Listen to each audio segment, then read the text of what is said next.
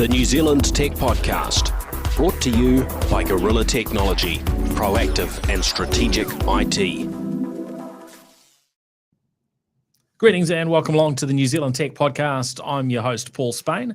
Welcome along and welcome to our guest, Finn Hogan. Great to have you on the show for the first time. Absolute pleasure to be here, Paul. How lovely is it to have a slow conversation with you, not me frantically chasing you around the country trying to get sound bites for the evening news. What a change of pace. It's been an interesting last few weeks. Maybe you can fill listeners in on what you're talking about, where you fit into this big wide world of media in New Zealand, Finn. Yes, I work for NewsHub. I've got a few hats there. I mainly work for NewsHub Nation, which is the politics and current affairs show, but I sort of cover tech more broadly for the newsroom in general. So do a bit for 6 p.m. news. I do a little bit for the AM show, and occasionally I'll pop up on project. So I like to say I've got an interesting Venn diagram of content of like RMA reform and dense political issues and video games and tech. So there's like 10 people in the country who like, I love tax policy and PlayStation. And I hope there's one journalist out there that makes content for me. And I do. And there's like 5 people who love it. And I'm here for that. That's good. Well, they're all listening today. Yeah, exactly. They're all here. Hey, really, cool to catch up and some interesting stuff to delve into today. Before we start though, I want to say a big thank you to our show partners, Vodafone, 2 Degrees, Spark, HP, and Gorilla Technology. But yeah, we're going to sort of cover a whole bunch of stuff, some sort of aerospace-y type stuff. Tesla doesn't seem to be able to keep out of the news, the gaming sector, artificial intelligence, some work that Microsoft are doing on the voice front. Boy, there's actually quite a bit here. Definitely some on the gaming side. And a bunch more. I probably don't want to say all the topics in case we actually don't get through everything. But let's jump in. First of all, one of the companies that we've talked about in the past is a drone startup that actually sits within Alphabet, or Google, as we probably more commonly. Or some people would more commonly sort of refer to them as Wing Aviation. There is now Wing Aviation NZ Limited. Mm-hmm. So we don't really know the full story of what that will look like just yet, but the fact that there's a New Zealand legal entity suggests something's going to happen. So what would you picture might happen? They've been doing their deliveries in Australia, testing out some stuff there with DoorDash, and I think they've done some supermarket type deliveries, and they've the name Wing sort of gives away a little bit about their drones, in that they're probably somewhat reminiscent of. And not entirely, but the Whisk Aero, who were testing in New Zealand with their vertical takeoff and landing craft for air taxis, autonomous. But of course, these are taking food and bits and pieces around. I think it's definitely going to start at that smaller direct-to-consumer level, right? It's going to be small parcel delivery. That's the way that you show the proof of concept. And Amazon's been quite far ahead in the space for a while. So yeah, I think it's really only a matter of time before we start seeing those really small sort of niche products being delivered straight to your door by a drone. And of course, that's going to be a big moment just for the average Kiwi, I think. It's one of those threshold points that, oh my God, a robot has just delivered my groceries. The future has just happened to me. And I think that's very good from a business and from an investment perspective of, even if the logistics in the back of house of the business aren't as impressive, what's customer facing is just so mind-blowing. And I think there's going to be a real sort of first mover advantage to whoever gets to be the company that normalizes that for Kiwis is going to be huge. Obviously, there are a lot of thorny issues to navigate there. You mentioned with Whisk, there's been, I think, some issues around the regulatory frameworks for how do we actually scale that up in New Zealand? Yeah. What does it mean from an aerospace perspective? Yeah. And I think other jurisdictions, particularly in Australia, are a little bit further ahead in that work. So I imagine before it gets very wide scale, there's probably a lot of work that needs to be done in Wellington But like I say, I think we're very, very close to at least a few Kiwis just seeing that whizzing drone land in front of their door, which will be an amazing moment. Obviously, there's so many questions around noise pollution and everything else. But yeah, personally, I'm very excited. Like I say, it feels one of like those "the future is now" moments. Yeah, look, it's we've seen like Uber come into the market and it's changed things. I mean, this is one of those disruptive categories if they can get there, and it's been challenging, right? We've been talking about this stuff for Yes. a long time, and it hasn't normalized anywhere yet. Yes. So the gaps and the challenges, as you say, the regulatory sort of government legislative side of it is important, as are filling in those other gaps. But the fact that they're doing this and so on, with the trials like in Queensland, and that they've set up this New Zealand entity, is encouraging from some perspectives. There are always other perspectives when new technology comes along in terms of what does it do to employment and oh, so on, right? absolutely. And I mean, I think I'm more excited about just the slightly more prosaic, but the delivery aspect. I think that's much more likely to come. The air taxi, vertical takeoff and landing. I mean, that's another one that's been around for decades at this point. Someone's been talking about that. And personally, it's one of those that it's incredibly glossy on an investor pitch. But when you really sit down and think about it, I'm not sure where the practicality is in that at all in terms of actually moving passengers. I mean, even Uber's quietly sort of just abandoned the Uber Lyft sort of side of the business, right? And I don't think we're not Dubai. Like, we don't have the market for someone moving themselves in that way for the kind of cost that it would actually incur. And if the logistics of small drone delivery are a nightmare from a regulatory perspective, the regulatory framework on actually moving human beings via drone is just a next level. So I can't really see that coming. Could absolutely want to be proved wrong, but less excited about that one. Yeah, look, I mean, I think both have a fair bit of interest, but it is kind of odd that the drone delivery side hasn't got a little bit further along. So I'm really curious to see how it lands.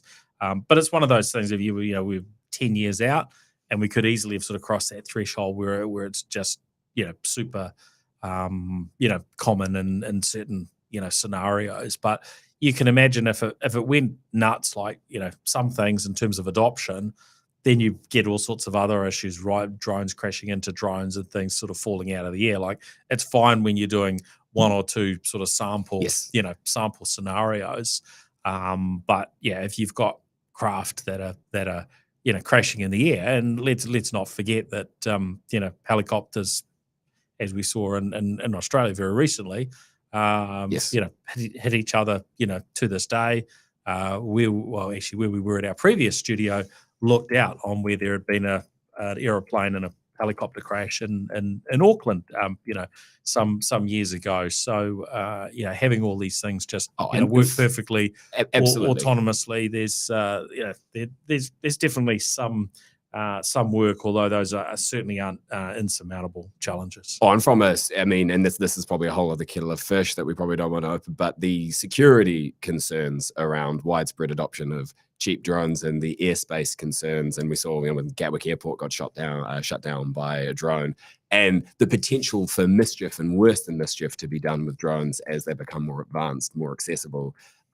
That's an issue that's been bubbling away under the surface for a long time, but I think if they get more widely adopted from a corporate perspective, that's only going to usher along the other issues that could come with wider consumer adoption as well. Yes, that is quite a can of worms.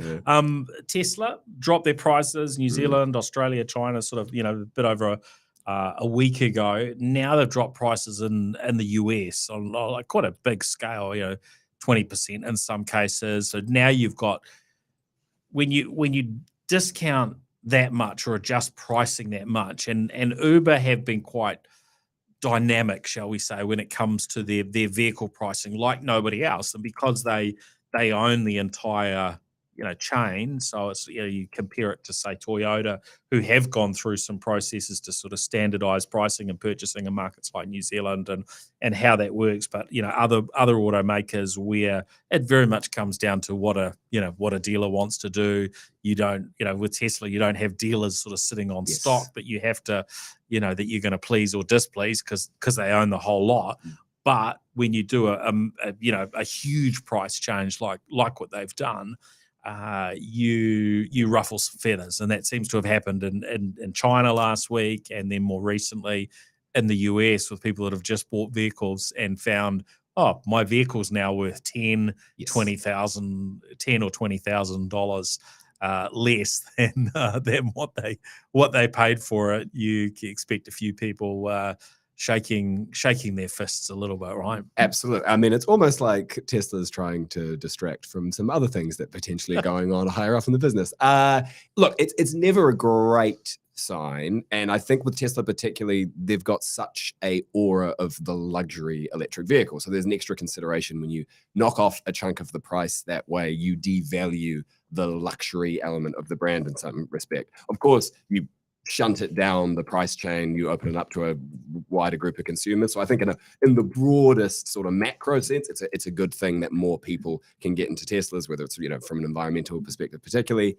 But I do think it is symptomatic that Tesla is facing, like so many other tech companies are currently, and automakers in general, are really facing not quite a crisis, but a really serious drop in the stock price. I mean, it was nearly $1 trillion tumble in NZ terms over the last 12 months. And obviously, feel like stop the watch. Musk has come into the chat, like any kind of tech chat, Elon Musk sort of looms large in it. But of course, the chaos that surrounded him, it's hard to draw a direct causal link to the troubles that Tesla are having, but you'd have to be an idiot to not say it's not contributing to it, that the drama with Musk at Twitter is sort of making shareholders more nervous about the way Tesla is being run. And I think wound into this as well, which is very recent, is the viral footage of the 8 car pileup from the autopilot. What do they call it? The full drive autopilot. Full self-drive. Full self-drive, which I think from a PR perspective is just a stupid thing to have named it, because you're just really putting yourself out there that if anything goes wrong, it's entirely on you. You're completely taken out of the hands of the driver. Of course, all their materials say you've got to pay attention, you've got to, et cetera, et cetera. But that doesn't fit into a headline, right? All people hear is the full self-drive fails. Or autopilot. Fail, exactly. And no one was seriously hurt in that pileup, but it's really damaging to the brand. And I know Elon Musk has said previously that the reason he's pushing so hard for this is that self-drive option is the difference between 10 years down the line, Tesla being worth $1 trillion or Tesla being worth some money, right? He really sees that as the thing that defines Tesla's future, because as they sort of lose their first mover advantage in the market, other electric car companies are catching up with them. Well, just like car companies in general are pivoting so hard into electric. You've got to give credit to Tesla for having done that. But slowly the rest of the world is catching up. Tesla is running out of lead, and they need something to kind of push them out ahead of everyone else. They think the full self-drive is it. But when you see headlines like this, I mean, it's not going to do them any good. I wouldn't love to be head of Tesla right now, even discounting everything else that's going on. But it's a worry, and the price discount, I think, kind of just feeds into the broader Tesla narrative. Yeah. I mean, I'm sure we'll hear a little bit more about that particular scenario. I think it was back in, was it November or December that it happened? It's just come through the footage, and it's been fairly widely shared. One of the things that we don't know is, why did this car come to a complete and utter stop? Like, did the person fall asleep? Were they not well? Was there a bit more to it? Who knows? But as you say, the video's gone around, the headlines. It's damaging. Now, I was looking at why is Tesla dropping these prices? And they've put prices up in the past, and there were people seem to be buying electric cars at an incredible rate. If we went back to in the direction of mid last year, maybe in the March, June period last year, so somewhere in there last year, if you were wanting to order a Tesla in New Zealand and some other parts of the world, you could easily have a sort of a 9-month, type wait, right? Those were the dates, the time periods advertised. Now, if you go to the Tesla New Zealand website at the moment and you pick a Tesla Model 3, you will see if it's this sort of standard range vehicle, the availability date for the standard configs are all January 2023. Like, we've never seen that with Tesla before. So that says to me they've got a whole lot of stock just sitting there in New Zealand waiting for people to order it. Like, That's this really is like, what? That's not how Tesla works. You order, they build the machine, and then the vehicle, the iPad on wheels, whatever you want to call it, but they build them, and then they ship them. They ship them out. So this is very unusual. And even with they've dropped the long range model, brought down the price of the performance a little bit, so it's not so far off probably what the long range was. But now you've just got the rear wheel drive, or what used to be the standard range plus, and the performance model. So a bit of a change there. Even with the performance model, basically it says estimated delivery Jan-March 2023. So which suggests that they've got some of those sort of just kicking around as well. So I find this really, really fascinating in terms of how much things have changed in a pretty short space of time, and I'm really curious what's the long range impact of Musk's involvement with Twitter and him just getting a bit more political, because very, very easy to basically alienate a very large percentage of your potential buyers. And if that has indeed happened and Musk has alienated half his potential buyers, I imagine the future of Tesla is going to be pretty grim if that's the case. Well, totally. I mean, if he keeps down this route, I mean, there's a lot of Teslas not being sold in California now, I imagine, any kind of deep partisan state in the US where his name is really tied to certain political ideologies increasingly. I imagine he's really hurting his brand there. So yes, but I don't think it's a hot take to say Musk hasn't done himself any favors in the last couple of weeks. All right, now onto other topics. The gaming industry in New Zealand. Now, we're in the situation where we've had a very strong gaming sector in New Zealand, and you could say that, look, Kiwis, when you look at how well New Zealand has done when it comes to the film sector and to gaming, that this is really a reflection of the creative talents of Kiwis. But of course, there's elements in here that tie back to how good we are at monetizing these things, how much government gets behind and helps a particular segment.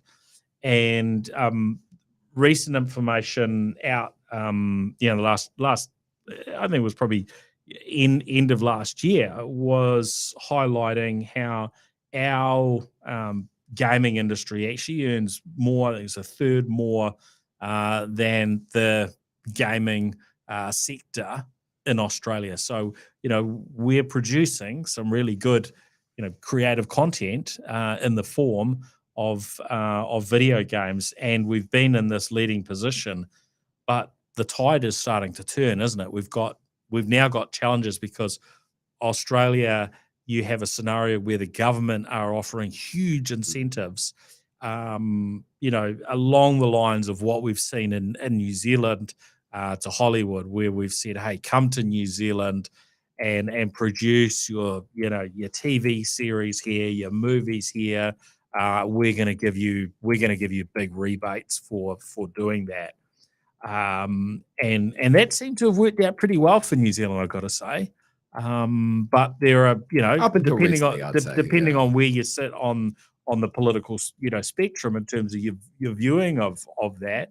Obviously, there's going to be a range of opinions, whether ideologically it's something that we shouldn't do, through to we just must keep doing that to be competitive on the global stage. And now we're kind of in that same position when it comes to gaming, because we're seeing game developers that are in New Zealand, basically, someone's saying, as you would if you had, if you were based in Australia, and trying to encourage people to move from New Zealand to Australia, and even the game developers themselves being enticed across to the Australian shores. So it's not a great position to be in. I guess the question is, how do you deal with this? Because there's no sort of perfect answer that's gonna please everyone. Well, no, I think one of the things that frustrates people in the gaming sector is that it was such an avoidable problem because we saw it coming from a long way away. And it's not like a new thing. True. The gaming sector's been. I was speaking about this years ago when I started at NewsHub. About one of my first TV stories was about how the gaming sector had sort of fallen through the cracks. And I think the contrast with the film sector is a really great example, because we gave Amazon, what was it, about 400 million in tax rebates to film one season of Lord of the Rings here. And then they left. And so they basically just took all that money with them. And I think the cost benefit analysis by anyone's metric was pretty dire. A fraction of that money could have been transformative for the gaming sector here, because the costs for startup are a lot lower than a giant Hollywood production. I mean, look at Grinding Gear Games in Henderson. That was 2 guys, graduated, founded that studio. Yes, it did scale up quite a lot. They did get investment in, but the startup cost for it wasn't enormous, and they ended up selling to Tencent for 200 mil, I believe. And that's an incredible success story, but that's just one of many. You've got Rocketworks, you've got unbelievable work being done in New Zealand, and it's all sort of in spite of government, not because of government help, right? And I just think it's such a low-hanging fruit for investment, because it's a frictionless export. There's a limit to how many cows you can cram per hectare, but there's no upper ceiling on code that you can export, right? So all of the usual tyrannies that face the New Zealand economy don't apply to video gaming. There is just no limit to the amount of code we can export, minimal environmental cost. It's the largest entertainment industry on the planet, 350 billion. It's surging year on year. So I just feel like there are just so many wins in that column. And when you look at Australia, up to 30-40% R&D tax credit, meaning you'll get 40 cents back on the dollar if you found a gaming studio in Australia. I don't want to paint with a really broad brush here and just say it's entirely a good thing and we should completely follow that model, because depending on how you do it, you can just incentivize massive corporations to set up shop and just earn money back without really injecting too much money into the local economy, and sort of crush smaller indie devs, because depending on how you write those R&D tax incentives, you can make it actually out of reach for just those small sort of plucky businesses and game studios that we might want to encourage. But overall, I don't think the thing that everyone agrees on is that we have to do something. I just think there's a bit of a lack of political will and clarity in New Zealand. I mean, as I mentioned, I've got a bit of a crossover between tech and politics. And so I spend a bit of time in Wellington. And it's not like anyone is anti-tech or anti-gaming. Every politician likes to say that they support tech and gaming. Yeah. It's just the devil's in the details with these things. And I think responsibility for it's always been quite diffuse. So you've got, the economic development minister, you've got the digital economy minister, then you've got a minister for trade, and the portfolio's diffuse responsibility quite far. So the science and tech and innovation portfolio. And so it doesn't really squarely fall on anyone. Digital economy is usually the person that you go to. But I mean, last time we had David Clark on our show, he made a lot of noises about, yes, we're definitely working on a plan. Not a lot has come of it. I talked to Claire Curran when she was the minister. Gaming's fallen through the cracks, and still nothing's really come of it. So I think it's partly because, frankly, I mean, this sounds really blunt, you've just got a lot of 60+ lawyers in Parliament. You don't have a lot of people from younger generations really connected to the tech space or the gaming space in particular. And so they may not have as much accessibility to it, may not as much understanding. We briefly flirted with getting a chief technology officer, Derek Hanley. That didn't go anywhere. So I feel like there isn't that voice, that lobbyist in Parliament making noise for these kind of things. But yeah, I think the sad thing is, since the gaming sector's done so well for so long, there's also not as much incentive from Parliament to do anything, because they'll say, well, hang on, you guys have been growing double digits every year. Yeah, you're fine. Sort of 50% sort of increases year on year, right? So why should we do anything? You throw that lead away if not careful. Yeah. So no, some really good points there. Yeah. And look, I think we probably need to delve in a future episode more to what needs to change. And it'd be great if there was a lot more transparency in government around what are their goals, what are they working to. Like if everyone could see, okay, well, on all these different and I know it works in business, doesn't necessarily work in government, but these different metrics. Okay, yep, we've got these different areas. Here's the goal of what we want to achieve. Here's what as the government's going to do to try and help those things happen. If we had that sort of level, but of course it's not that way, and it's not that simple, and things are constantly changing. But we'll probably dedicate an episode to delving a little bit more into that. Of course, we're in an election year, so it doesn't hurt sometimes to prod a little bit and to put some ideas out there. Whether it's for the current government or whether it's for an opposition and other parties, and to maybe see what gets picked up. So yeah, absolutely. And I think, unfortunately, this was a really big part of Judith Collins' platform when she was national leader. Then obviously when she was ousted and Luxon took over. I think there will be an unfortunate element of the politics of it all that, say, National did get in, might not be as much of a focus for them because it was such a plank of Judith Collins' portfolio. I can imagine Luxon being like, well, let's not just rehash Judith Collins' ideas. Let's focus on my ones, which are much more sort of bread and butter. Let's look at the backbone of the economy sort of ideas. And I don't know. We haven't seen it. I can't judge. I don't know what their platform's going to be. But my suspicion might be that some of those ideas might be shunted to the backbench of a new national government. But hey, we'll wait and see. We don't know when the election is. We've only got months away, though. Yeah. And look, I mean, I think what we've seen from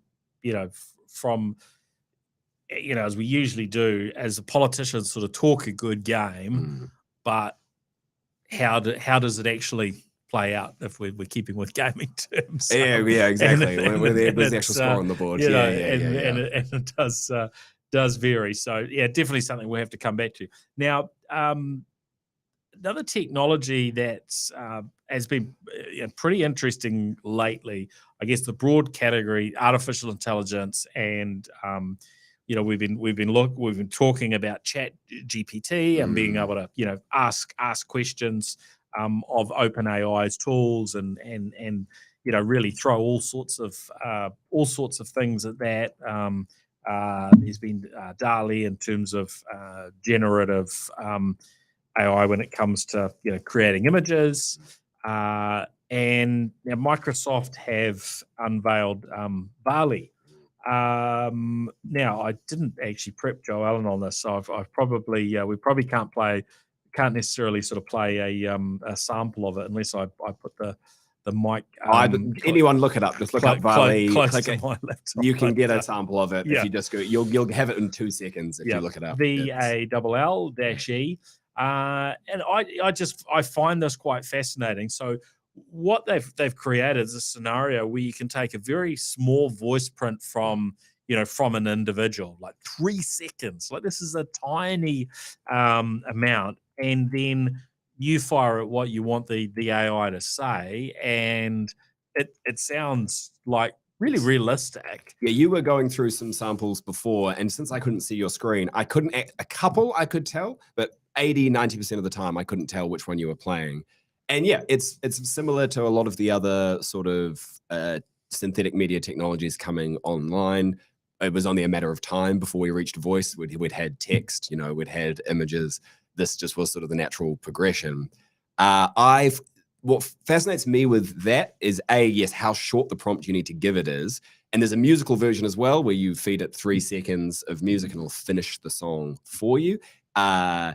The other thing that gets me with the voice element is that they can match inflection and emotion. So you can say, make it a little bit angrier, make it a little bit sadder, and it can understand those kind of emotive, naturalistic speaking prompts. And it's not hard to see how all these technologies are going to intersect, right? So that's the big thing for me. I think when we look back on these couple of years, I genuinely think synthetic media is going to be the thing that stands out as the tech innovation of these years. That was 2022 was the year that artificial intelligence and synthetic media really started taking off, when the robots actually started to speak. And, there's always going to be kind of overwhelming and silly headlines talking about, the robot's going to displace everyone, rada. I think it's more that these tools are going to be able to do, and kind of can now, B- work in essentially any job. In the creative field. They don't do A+ work now, but they can do B-, C+. And a lot of people and a lot of money gets involved in producing B- work, right? And when it can generate it at 5 seconds at a pop and an essentially unlimited amount of content just based on small prompts at no cost, that is going to be disruptive. And once we start seeing them intersect, like once you have DALL-E, GPT-3 and VALL-E and associated technologies combined in one package, which is going to be inevitable, I think we're really not far away from a world where you'll log on to a website, it'll scrape your publicly available social data, and it will just generate you a suite of content.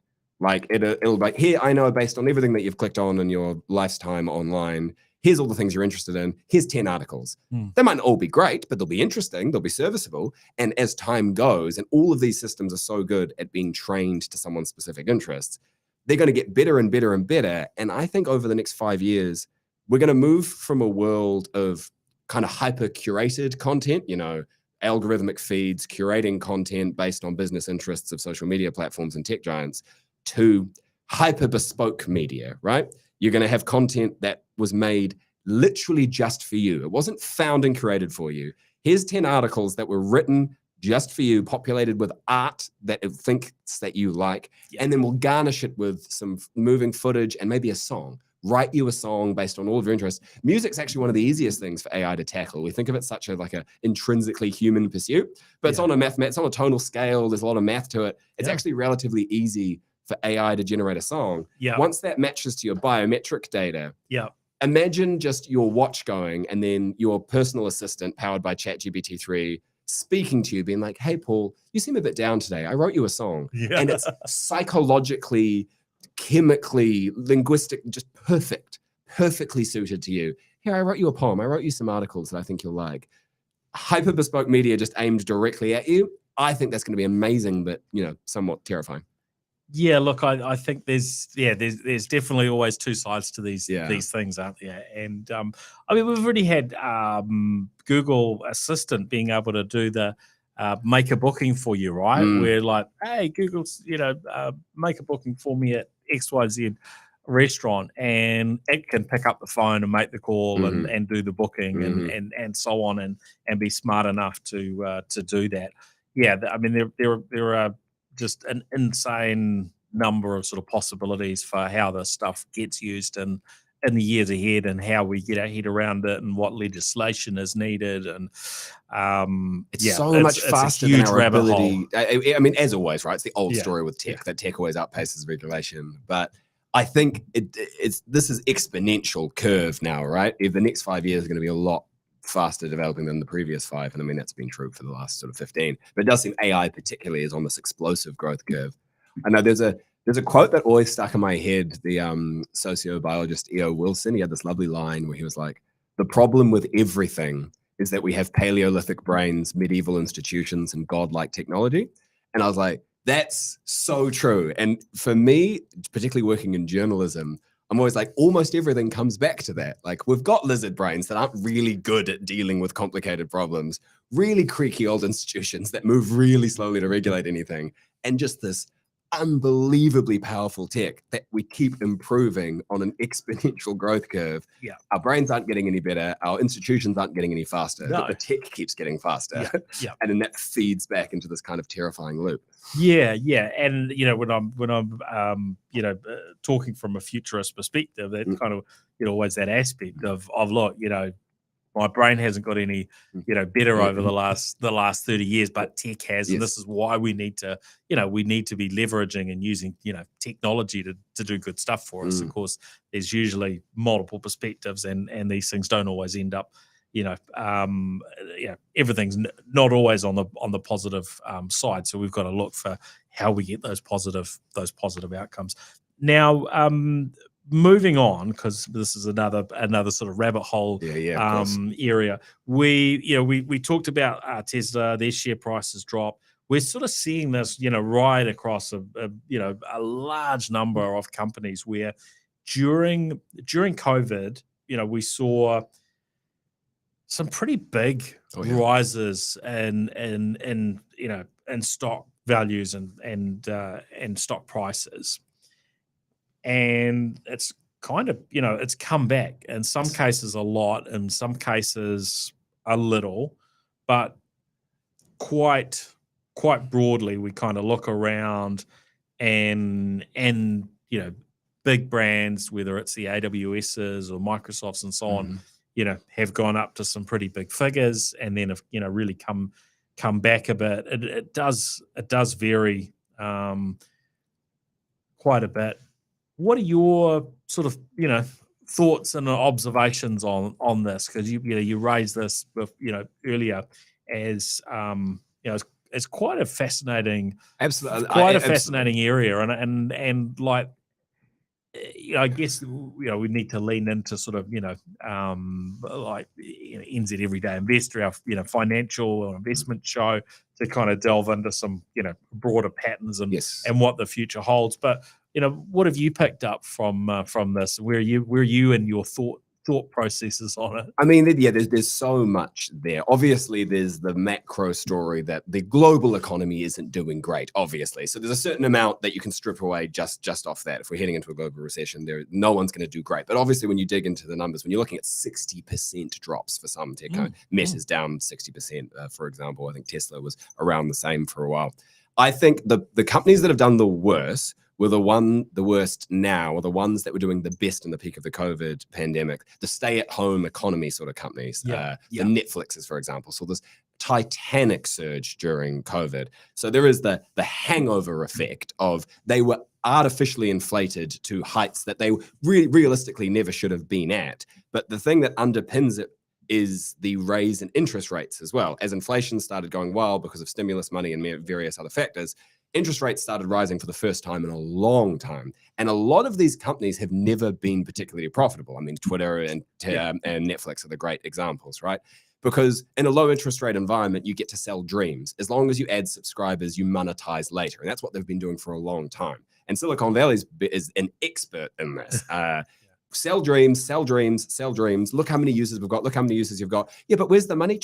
That comes later. That comes later. The moment the interest rate starts coming up, it's like, oh crap, the music's starting to stop. I'm going to have to start showing receipts for this. So I think the interest rate sort of underpins a lot of that. There's this idea that a guy called Derek Thompson had over the Atlantic of the millennial lifestyle subsidy, that there's a whole generation of people who have had their lifestyles subsidized by companies, mainly in tech, like Uber, like Netflix, like DoorDash and food delivery, that have never really made huge amounts of money, but because of the low interest rate environment, have just been losing money and providing these great services, and are now having to keep upping their prices. So all these millennials are like, suddenly all my bills are going up. And it's like, because your lifestyle's been subsidized by low interest rates for years. And I think the other big story there is, particularly when you look at things like Meta, the Silicon Valley model's basically been based on the surveillance capitalism model, which sounds really grand, but it's just, as anyone listening to this has probably heard of that term,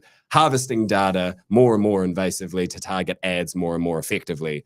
When the iPhone came out, Silicon Valley jumped on that, particularly all of the social media giants, just printed money off of that. It was like they realized that we'd all been letting off like a precious resource, and it had been floating in the atmosphere, and they learned to mine it, but instead of oil, it was like personal data. Yeah. And then now they've mined it all. They've gathered all the low-hanging fruit they can from that advertising model. And they need to figure out the next thing, because governments are becoming increasingly suspicious of the surveillance capitalism model. You're seeing regulators start to step in. Just teens, younger generations are moving away from social media models. They're starting to realize that it's a bit toxic for them. Players like TikTok have entered the market and are hoovering up a lot of that market share. So I think that's why Zuckerberg's just setting billions of dollars on fire in a field trying to make the metaverse a thing, because he knows that they're running on empty now. They're running on steam for that old model that kind of birthed this huge boom in tech, particularly in that social media space. They need to invent the next big thing. They need a new iPhone, basically, and none of them have got one yet. I think a lot of people are betting it's going to be AI. It seems to be that's where the money's flowing and that's where the excitement is. However, and it seems like OpenAI, Sam Altman, there's rumors, not confirmed, this is conjecture, but I think Microsoft was looking at 10 billion investment into OpenAI. I think if I was going to put my money anywhere on what the next iPhone level advancement is, it'll be the person that nails that perfect combination of synthetic media AI tools to give everyone their own personal AI Jarvis sort of figure from Iron Man, which has been my fantasy for years, so I'm personally excited about. But yes, of course, there's going to be some terrifying consequences that come, I imagine. Yeah, and look, I guess we look to our biggest players, the Googles or Alphabets, Microsoft, Apple, AWS. These sorts of firms, they've got an incredible capability. They've got massive breadth and depth. And so how this whole area kind of, plays out over the next few years, I think is going to be quite fascinating. And even this is the sort of thing you can start to see, well, how it plays out over the next few weeks, is actually pretty interesting in the next few months. So, I think you picked it right as far as the role of artificial intelligence. It's a really, really big deal right now. And we've certainly talked about GPT a little bit on the New Zealand Tech Podcast. But for anyone listening that hasn't gone and actually logged in and tried out some of these tools, then you absolutely must. It's so much fun. Like, if nothing else, it's so much fun. And that sounds so trite, but I think that does actually say something about new tech, right? Like, there's some new tech that's kind of impressive, but you don't keep using. You're like, oh, that was nice. I tried that headset. I looked at a 3D TV. It was boring. It's not fun to use. ChatGPT 3 just keeps getting more fun the more you use it. And the more being in dialogue with a machine is an experience that I've never had before. Like, actually speaking to a machine and feeling like it's speaking back to me. And it made me realize that it's actually a better way of accessing information than Google is, which I imagine is why, again, you hear rumors that Google is kind of pivoting a lot in some of its back of house R&D off the back of ChatGPT 3. Because Google, when I try and find information, it's got the world's information at their fingertips, but it's all on me to kind of sift through it. I have to find the right search term. I say, what was the point of the War of the Roses? Can someone explain it to me? Okay, here's 10 ads first, and then here's 50 articles. Sift through it yourself. But with ChatGPT 3, you've got access to the world's information, but it's like you've got your personal librarian or assistant. You say, hey, ChatGPT, could you, in 200 words in real simple language, just explain what the point of the War of the Roses was? Oh, Finn, absolutely. Here you go. Here's perfect 200 words on that. Super simple. Oh, okay, that was actually a bit too complicated. And then you can literally just speak to it. Could you make that a little easier to understand? Talk to me like I'm an 8-year-old. Absolutely. And even one of the basic prompts that they prompt you with when you first start using it is explain quantum mechanics to a child. And I don't know if anyone's ever tried to explain quantum mechanics to a child, but it's really hard. Not saying that I could do it, but it does an incredible job. Even the most unbelievably complicated concepts, digesting them and translating them. Or what should I wear? Like, I'm a male of a certain age. Here's my dimensions. Can you just give me some wardrobe suggestions? Absolutely. Here you go. Whereas with Google, you'd have to just navigate a thicket of ads, and you don't know what to look at, and it takes away the friction out of using the internet. And I always like, I can't remember who it was, but some investor had a great line where he was like, if you're trying to articulate how to make an innovative product that people want to invest in, just think 2 words: what sucks? And he was like, if you can think of something that sucks and you solve for the thing that sucks, you are going to get a huge amount of money. And I feel like they've realized what sucks about using the internet. Yeah. Which is, it's this overflow of information. There's too much to navigate. There's too much responsibility. It's choice paralysis. Whereas ChatGPT-3 is like, I'm your little concierge. Like, here, I'm going to take all the hassle out of the internet. What do you need? I'll provide it for you. Yeah, it does. It does have that challenge, currently that we have with online in general, of the results that we see not necessarily actually being true or real, yes. and the biases and so on that you get based on what's popular out there online, and all sorts of other factors that you can ask it a question, it comes back to you with an answer that's just not it's not it's not true, or it's sort of partly true, or so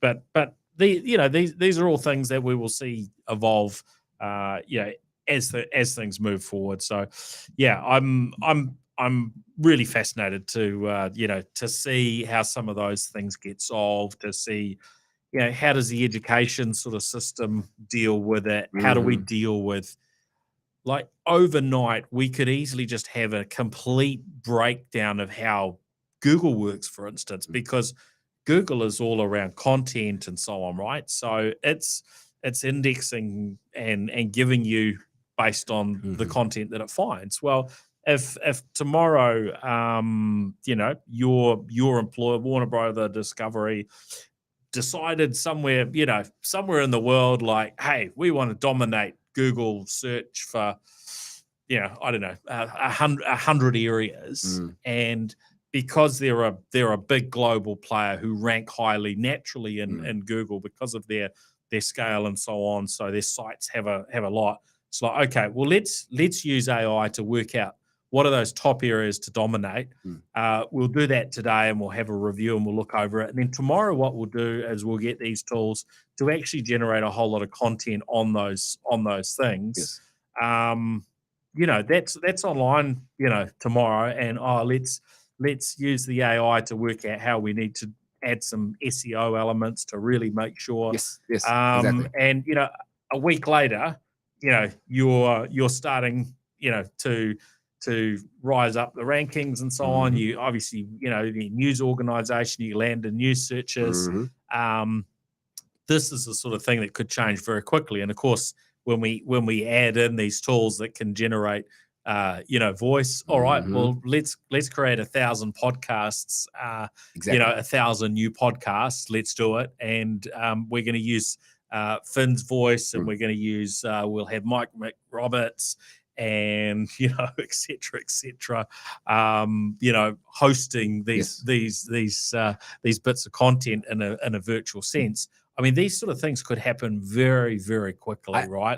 It's all there right now. And I think that, and you don't want to be alarmist about it, but when you look at the scale of content that can be produced and the speed and the frequency, just like you say, I think we're very, very close to a world where you can produce essentially infinite content at scale of increasing accuracy and precision modeled around whatever you want. You can say, write me 1,000 articles in the voice of Ezra Klein from Vox, for example. And I don't want to overstate the case. Right now, ChatGPT-3 cannot do that.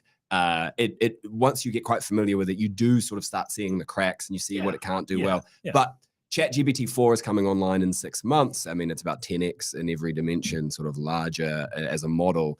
And I listened to the Hard Fork podcast from the New York Times, which is a great tech podcast.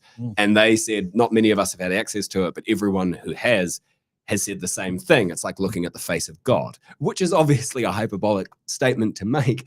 But when you consider how far this conversation has moved just in the last 6 months, right? Or even a year, like if you spoke to me 12 months ago and we looked at the best possible AI generated content, it was maybe 2 orders of magnitude less impressive than this is. And if this goes to orders magnitude more impressive in the next 12 months from where we are today, yeah, we are going to be in that world where infinite content creation is available essentially to anyone. And the problem of the internet's always been there's too much content, there's too much information, we can't dissect between it. What happens when you can make content based on anyone, any organization, and it's indistinguishable from the real thing?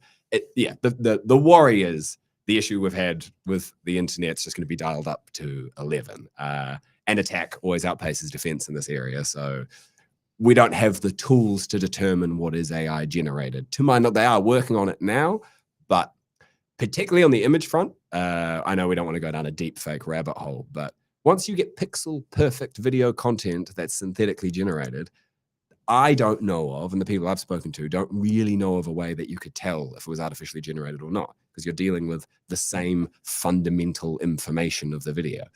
So yeah, it's a scary, wonderful, fantastic new world we're entering, and I'm sure there's going to be plenty more to speak about. Yeah. Okay, a few other things we want to chat about before we finish up. So one headline that that caught my attention was the FAA in the US. What are they? Federal Aviation Authority. Yeah.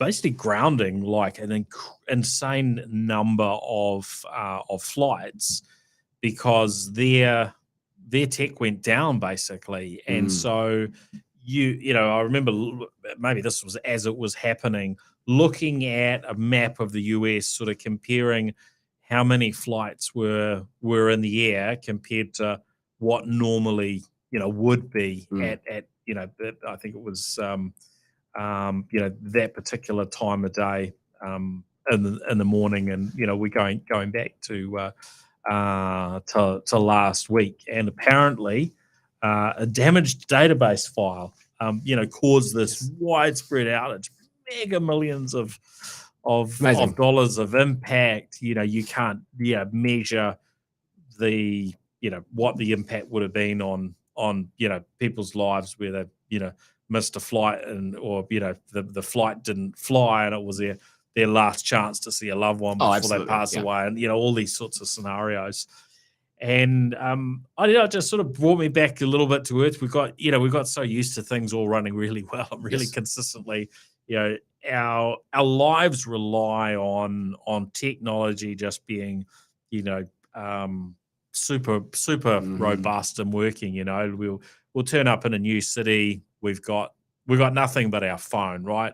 Our phone's going to get us transport. It's going to guide us how to walk part of the journey. It's got the list of who we're meeting with or who we're going to see, or if that family scenario of what's the hospital, what's all the dots. As soon as these things stop now, it's like this flick a switch back to the dark ages, and of course none of us are probably that geared up for how to live in a non-tech world. And so look, I find it fascinating, and I may have mentioned previously around caught up with someone while in my travels recently who's working. He's basically switched off the internet out of his personal life, which I just causes my mind to I'm so impressed, just but to, not for me personally, just to what, and just trying to put those dots together. What does that do for you and so on. But what a full on thing to happen. But this could happen any time on any sort of scale, right? Because absolutely. I mean, it does say something about the sagging infrastructure of the US, not in the way that most people often think of the bridges collapsing, but the digital infrastructure and so many of these systems needs updating. If you ever want to be terrified, look up some of the software systems which run some of the nuclear silos, and they're on floppy disks like this big. And there is a security concern around that because they're harder to hack, but some of them are just like floppy disks. 8-inch. Yeah, it's wild. Some of the creaky infrastructure which runs incredibly important systems, both in the US and just globally. But I also think it's part of the broader story that the pandemic sort of highlighted, right? Of how as globalization has ramped up, we've just got these gossamer thin strands of production lines and supply chains and travel and commerce that have all interconnected us so tightly and efficiently, allowing us to just have quick, efficient access to goods, services, products, and everything. That's what modern life is built off. But as soon as you shake the system slightly, like the longer you stretch these things, the cheaper things get, but the more fragile they get, right? And I think that sort of shutdown of aviation space in the US is like one small sample, or well, kind of an aftershock of what we've all sort of experienced over the last 2 years of, oh, this system that we've built is so fragile, and we gave it this massive punch, and we're slowly kind of rebuilding it, but we still don't know if we can put it together properly. And then, of course, that combines with the move back towards sort of protectionism that we're seeing from large economies. So yeah, there's a if anyone wants to be really scared, there's an amazing book called by Peter Zion called "The End of the World is Just the Beginning," and his argument is that 2019 was the best year any of us will ever see in our lives, because we peaked in terms of global trade and globalization, and it's all downhill from here. Which is a dark note to leave listeners on, but just in case we didn't scare you enough today, I'd really recommend giving that one a read. Now, also on the aviation and the aerospace front, a couple of items. One that caught my attention was a USB battery pack halting a flight from Taiwan to Singapore. So a little, USB power bank. I don't know how big or small it was, but went up in flames on this flight from Taiwan. I think probably before they took off, if I remember correctly. And so we all, I guess we've heard around, and some of us will have had it cause us an issue, trying to check in batteries and so on, and check in luggage, and the rules there sometimes frustrating. We've heard about little, trackers even being banned by some airlines and the like. But this is the flip side, right? Is these things can actually combust. Oh, 100%. And so look, there does need to be a balance, and I think sometimes we just need to hear these stories to sort of balance up the frustrations when we find out that we left something in our luggage and it's gone and it didn't make it to the destination. We're going to see a lot more of that. Only thing, sorry, I know, but the only thing on the battery front is that we're electrifying everything currently as we move off fossil fuels, right? So we're about to have so many more batteries in every aspect of our lives. And when they go up, particularly electric car batteries, doesn't happen often, but when it does, there's a lot of toxic chemicals in there. So yeah, I think battery fires are going to become an increasing part of our conversation as we electrify literally every aspect of our lives. Yeah. Now the other thing, this is probably not particularly new, but there is an entity in China,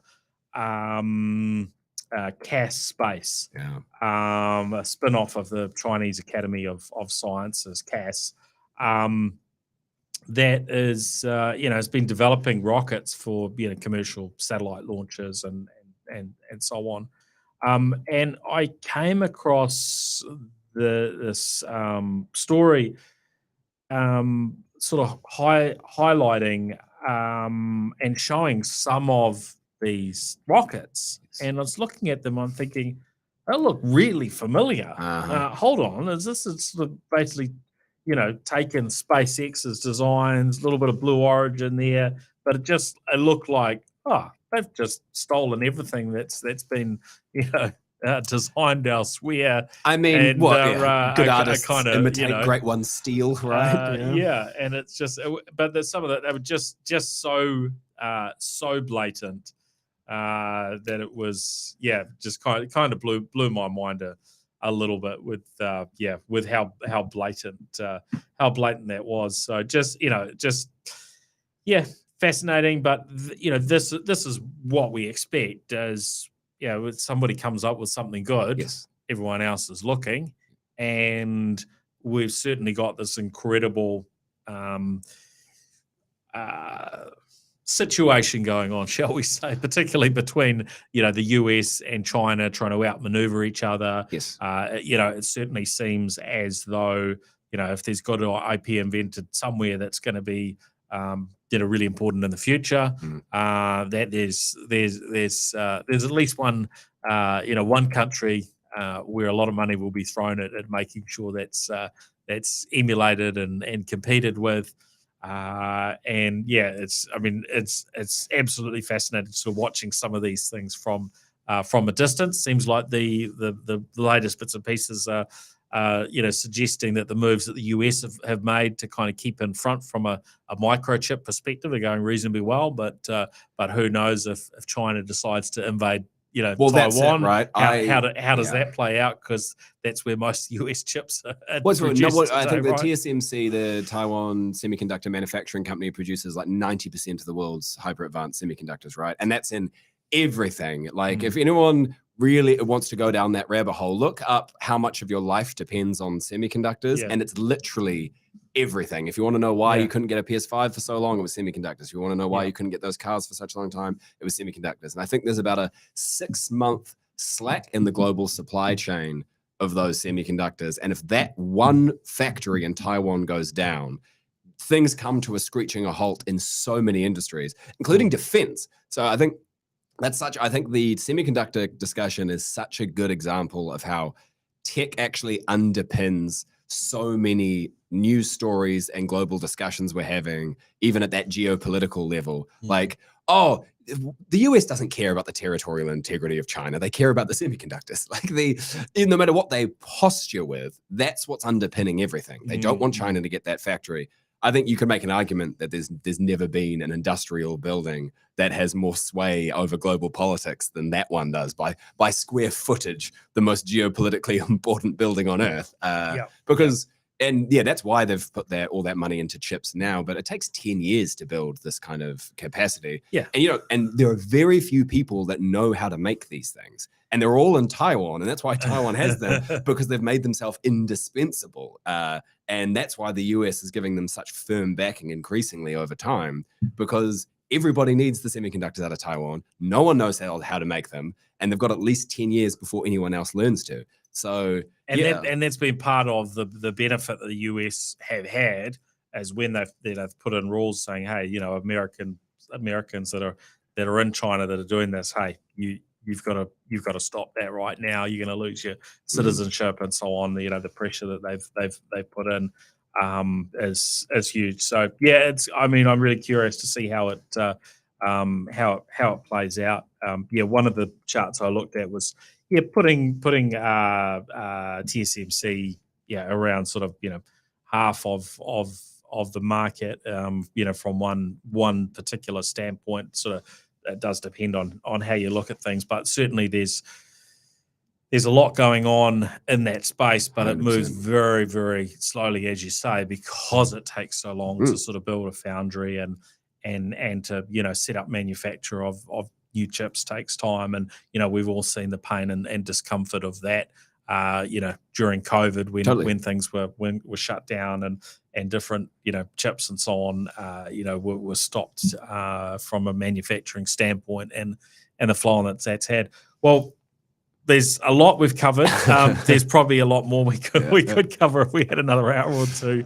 But really been good to catch up, Finn. It's an absolute pleasure. Thank you for having me. And like I say, it's really nice having these kind of chats outside of the very truncated news format. You know what it's like. I'll call you, being like, I've got a story for 6. You get in front of a camera in the next 30 minutes, and only 30 seconds of our conversation will make it to air. Where it's really nice to actually be able to sort of dwell on some points and flesh them out. Yeah, no, it's been really good. So folks that are sort of wanting to follow a little bit more of what you're doing, what's the main place to go and have newshub.co.nz. If you just search me there, everything I do tends to end up there. I'll be on the AM show relatively frequently. I'll just watch NewsHub at 6 p.m, watch AM show, watch Project. I'm just going to shill for TV3 as a whole right now. I do follow my Twitter. I don't tweet very often, but FM_Hogan on Twitter. I do lurk there, but usually I'm a silent observer, but occasionally you'll see me post there too. Yep. Oh, good stuff. Well, thanks everyone for listening in. And of course, thank you to our show partners, Vodafone, 2 Degrees, Spark, HP, and Gorilla Technology for supporting the show. And of course, we will be back again with another show next week.